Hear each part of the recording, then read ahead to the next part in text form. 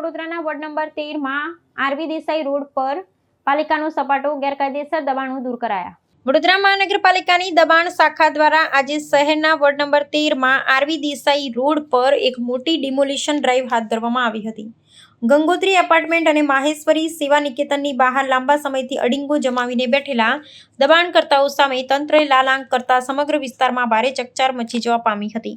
આ કાર્યવાહીને પગલે ઘટના સ્થળે લોકોના ટોળેટોળા એકત્ર થઈ ગયા હતા અને વિસ્તારમાં ભારે ચહલપહલ જોવા મળી હતી। જાહેર માર્ગોને ફૂટપાથ પર ઊભા કરવામાં આવેલા ગેરકાયદેસર દબાણોને કારણે વાહન ચાલકો તેમજ સ્થાનિક રહીશોને રોજિંદી અવરજવરમાં ભારે મુશ્કેલીનો સામનો કરવો પડી રહ્યો હતો।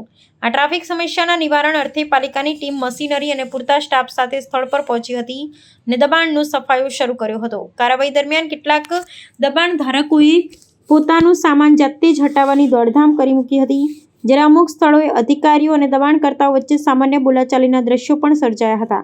જોકે તંત્રએ કડકાઈપૂર્વક પોતાની કામગીરી જારી રાખી હતી। પાલિકાની આ મેગા ડ્રાઈવ અંગે સ્થાનિક નાગરિકોમાં મિશ્ર પ્રત્યાઘાતો જોવા મળ્યા હતા।